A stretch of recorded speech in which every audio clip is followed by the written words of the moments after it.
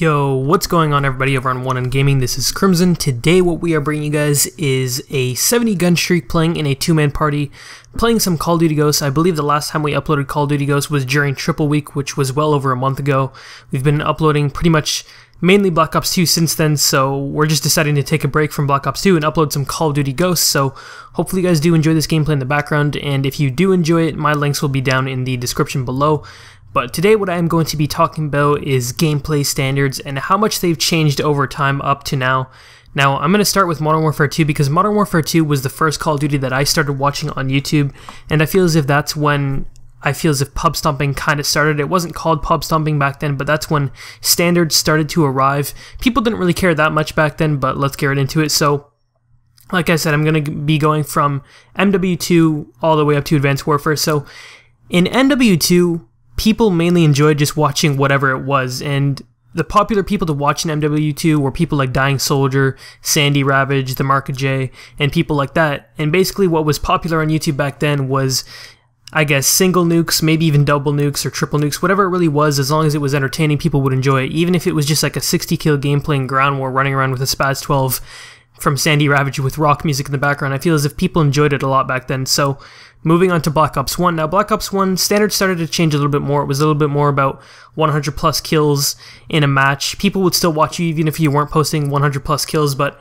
100 plus kills in a match was kind of the standard back in Black Ops 1. There wasn't really much else to go for unless it was just you running around with, I guess, a mini Uzi or a shotgun or something like that, just destroying the enemies. But I feel as if that's when standards started to change somewhat in Black Ops 1 because people were posting 100 kill games and stuff like that. Now, moving on to MW3, I feel as if MW3 is basically what created pub stomping, and that's when the term pub stomping started to come around, because in the beginning of Modern Warfare 3 there wasn't support, but there were definitely some great gameplays being achieved by people such as Insomulus and other great YouTubers. People were getting double Moabs, and then I feel as if like halfway through, I'm not completely sure, I don't completely remember, but around halfway through, people were getting triple Moab solo, and then I guess around February, I believe, I'm not completely sure as I remember, like I said, but I feel as if around halfway through, that's when people started coming out with support, and that's when standards just started going crazy, and pub stomping really became a thing in MW3 with J Nasty and people in Green Goblin,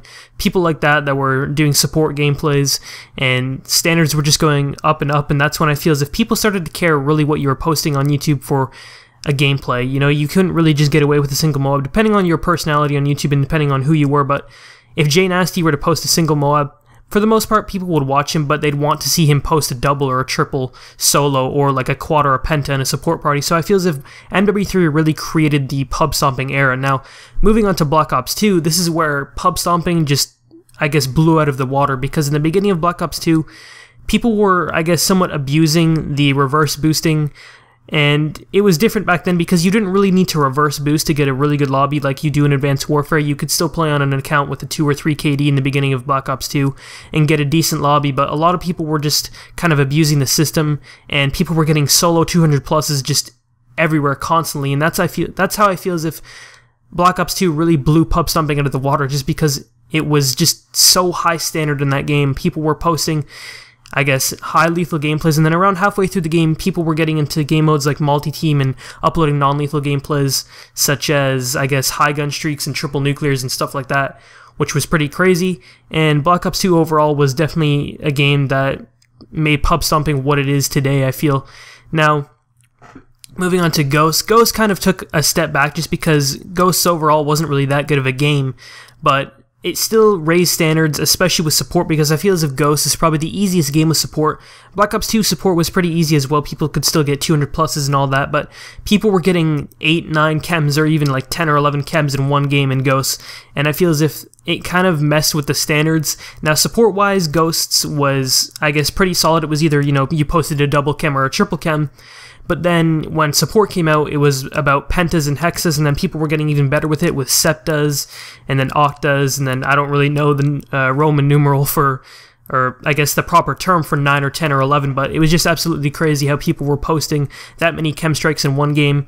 And now moving on to Advanced Warfare. Advanced Warfare is just all over the place because people have failed so many solo quad DNAs, and you would never think that in a game such as Black Ops 2 or Ghosts or any other COD besides Advanced Warfare that people would be getting solo quad whatever the heck the kill streak was, which is just absolutely crazy. And I feel as if, yeah, Advanced Warfare just pretty much mess with the standards a little too much because the game overall is just a little too easy in my opinion. But the reason why I'm saying all of this is just because I feel as if nowadays it's either that people care about what you're posting or they don't care at all what you're posting with gameplay standards, because a lot of people say gameplays don't matter anymore, but clearly they still do, because there's a lot of channels on YouTube out there that are still growing just by posting amazing gameplays. And the one thing I like about being in 1N is we don't have to post an amazing gameplay all the time. You know, we can upload a nuked out and it could get 300, 400 views with 130 likes, or we could upload something crazy from Advanced Warfare and it won't get as many views or likes just because people clearly don't really care, I guess, on certain channels, and then on other certain channels they kind of care on what you're posting.